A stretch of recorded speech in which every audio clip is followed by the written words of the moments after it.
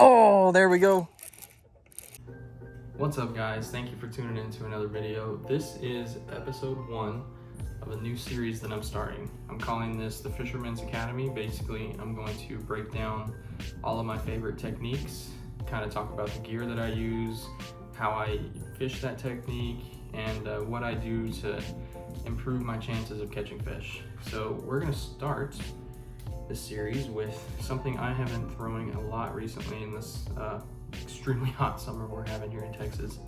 This is a Fluke, also known as a soft plastic jerkbait. So you guys have seen me use this a lot. I had a lot of success with it earlier this week, so figured I might as well do a little breakdown of it. So I use 2 different kinds of Flukes mainly. The first one is obviously the Zoom Super Fluke.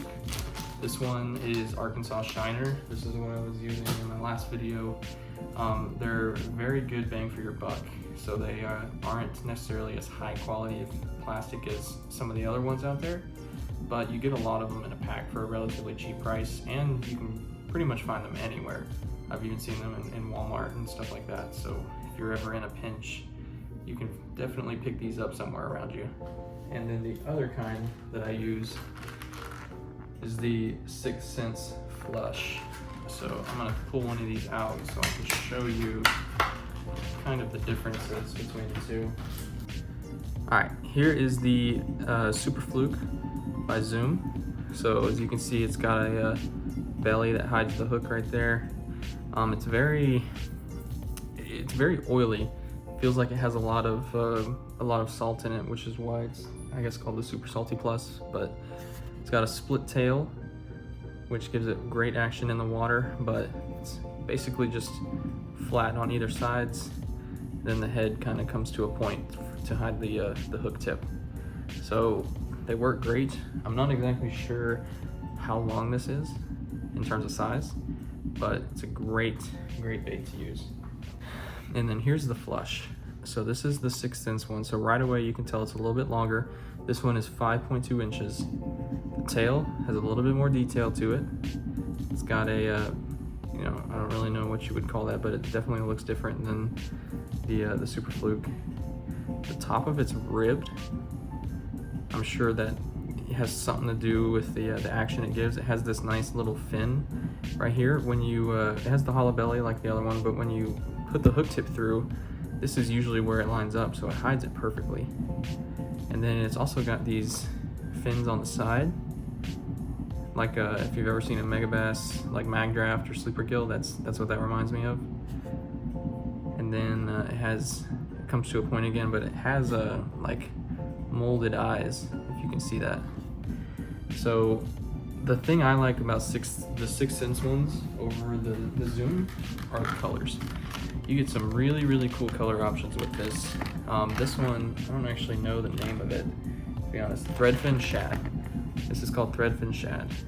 And you can just see it. You throw that in clear water with sun gleaming into it, that is going to attract every fish within a 10 square mile radius.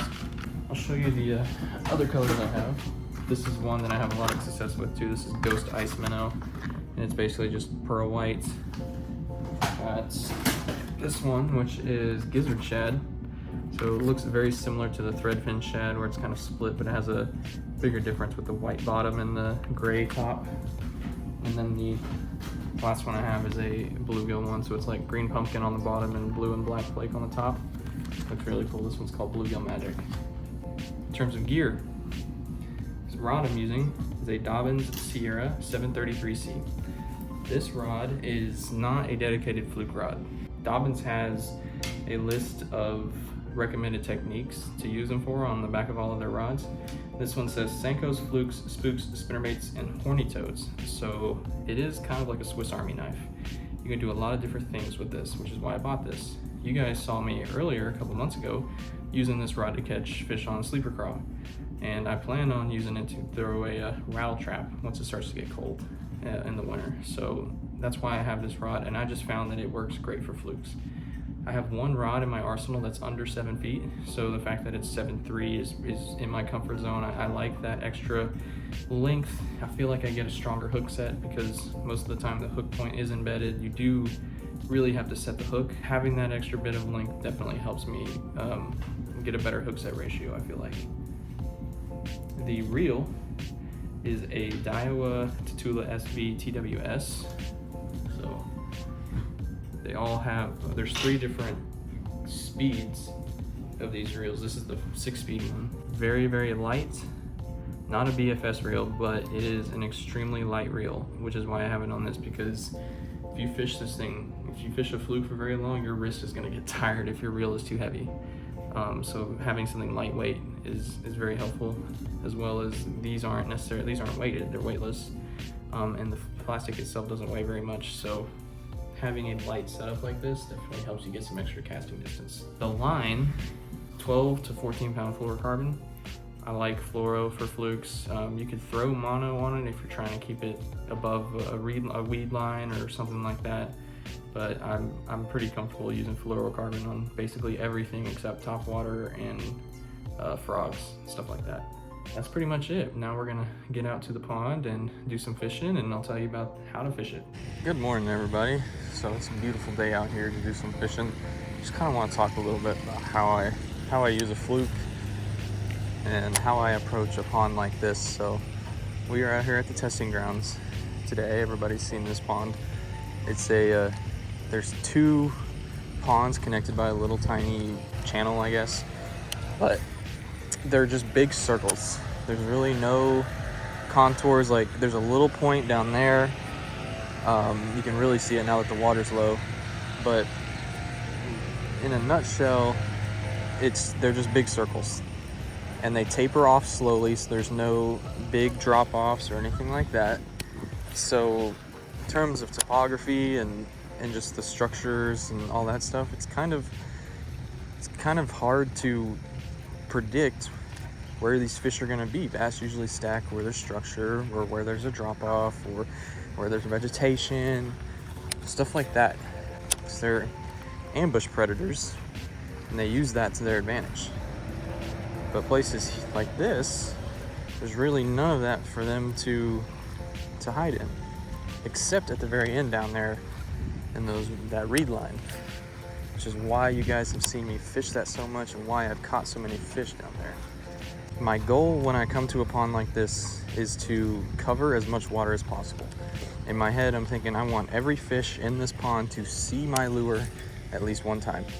I'll usually try to work the bank like I'm doing right now, cast about 10 feet out. There's one, little guy. So you guys can see that's usually in ponds like this where they sit. It's kind of like the sweet spot, unless they're on beds, in which case they'll be a little bit shallower. Just grab them. Just a little dude. But a good way to start the day. That's where they usually sit, and at least in this pond, and that's kind of my go-to if I go to a new pond. Doesn't mean I won't cast out deep every once in a while.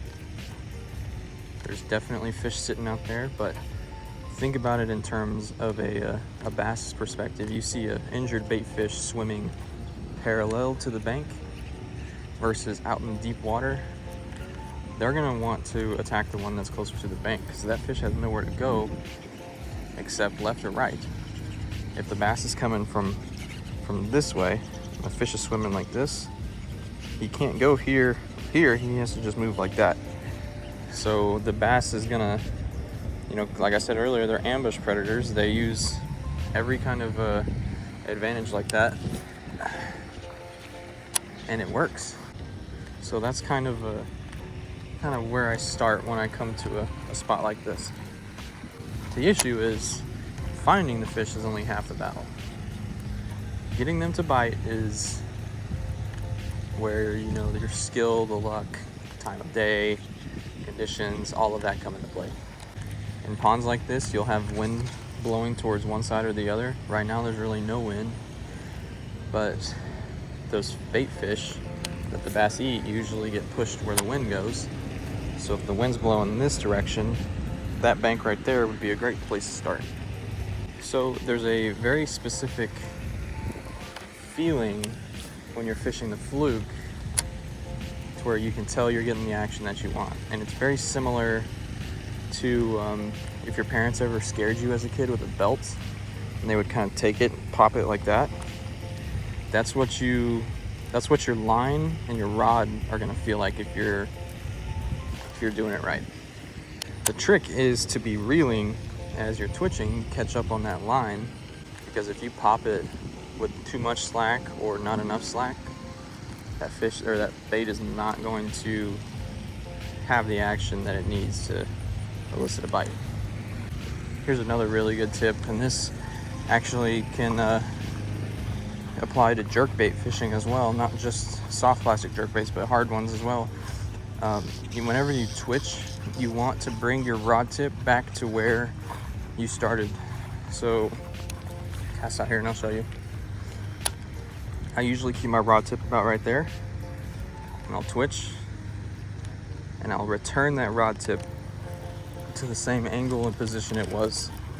That's gonna help you get a real consistent action as well. So here's another real obvious area that I would check out if I was coming here for the first time. Knowing just basic topography, I know that this channel probably runs a little bit further down to where there's probably a deeper section right through here where those fish might be sitting. So let's talk a little bit about cadence. You definitely don't want to do the same thing over and over again, like 1 2 1 2 1 2. I usually do 1 2 1 1 2 3, or some combination of the sorts, and then depending on how the bite's going, I'll let it sit there for a little bit longer or work it a little bit quicker. So I know we were just talking about working the bank line, but these ponds with fountains, it's never a bad idea to throw out there. It's the most oxygenated area of the water, so very likely could be holding a lot of fish. It's also usually the deepest point as well. I'm usually always standing to the side when I fish one of these two. It's so hard to get good action standing, like looking at the bait straight forward. I'm usually always angled to the right, and I guess it'd be angled to the left if you were left-handed. Here's something I always fish when I come here too, is this PVC pipe. This is the pipe that runs out to the fountain. So if you see the angle that it's at right here, somewhere along the line it has to kind of T-bone out, or tee off. T-bone, tee off. But I like throwing along this pipeline right here. Usually have more luck with a jig or a sleeper crawl or something like that. But I have caught. Yep, there you go.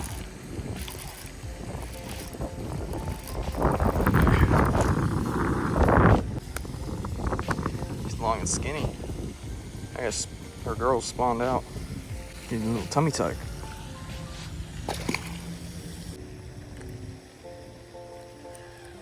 There's one. Oh, I'm telling you, this corner constantly produces. It's a pretty good one.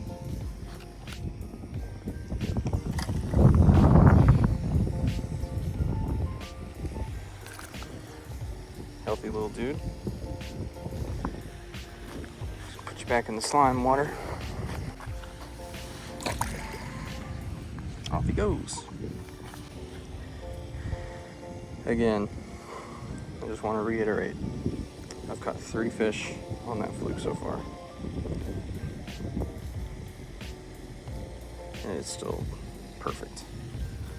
I will never use one of these without a twist lock screw or a twist lock hook again. This is the last kind of like major area I would probably target in this pond.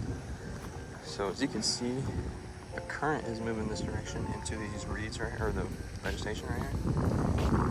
I guarantee you there's a bass sitting in those reeds waiting to just come out and eat the wrong fish that passes by. Whether or not we can get them to bite is a different story. But I know there has to be a fish in there.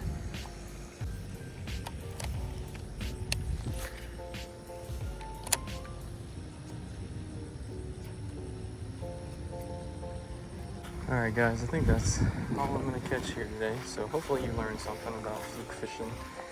Let me know if you have a suggestion for what technique I should cover on the next episode of Fisherman's Academy. Again, fluke's a very, very effective way to catch fish in the heat. When these bass are chasing bait fish, tie on a fluke and go to town. Thank you guys so much for watching. Hope you have a good rest of the day.